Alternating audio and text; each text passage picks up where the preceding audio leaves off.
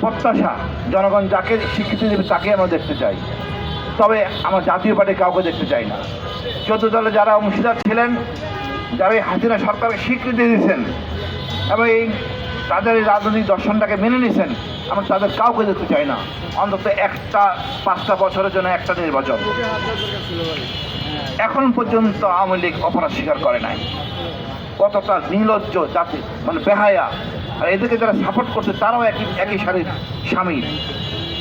আমি মনে করি আজকে যে বিষয়টা নিয়ে আমরা কথা বলতে 14 দল নিষিদ্ধ, এর সাথে আরও যুক্ত করতে হবে আমাদের সরকার, যারা এই তাজা রক্তের বিনিময়ে সরকার। এই সরকার একবার ওয়েস্টকে ভয় পায়, একবার ভারতকে ভয় পায়। এইভাবে তো দেশ চলতে পারে না বা সিদ্ধান্ত দিতে পারে না।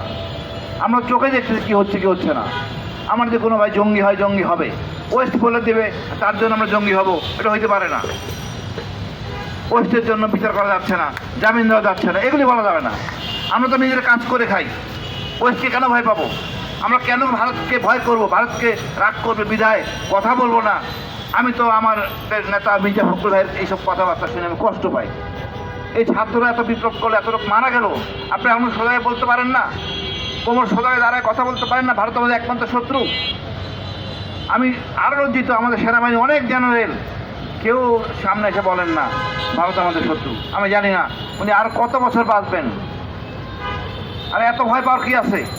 আমরা ভুলে যাই আমরা মূলত এক জাতির এক দেশ, পৃথিবীতে একটাই দেশ যার 99% বাঙালি। বিশাল এক শক্তি। আমার সার্বভৌমত্ব রক্ষণ হওয়ার কোনো স্কোপ নাই।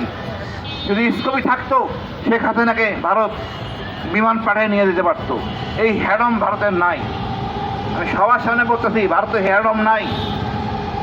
আমরা অনেক শক্তিশালী জাতি। আমরা ঘুমিয়ে আছি কারণ আমাদের বুদ্ধিজীবীরা আমাদেরকে যুদ্ধর ভয় দেখাইছে। এখান থেকে বেরিয়ে আসতে হবে।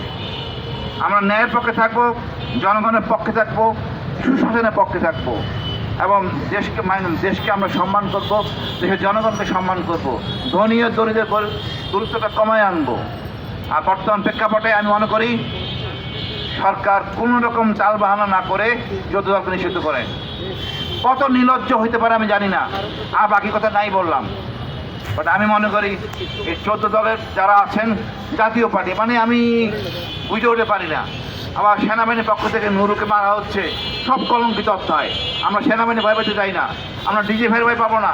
স্বাধীনভাবে চলবো, দেশের জন্য লড়বো। আজকে সবাইকে ধন্যবাদ যে আমরা এখানে একত্রিত পাচ্ছি।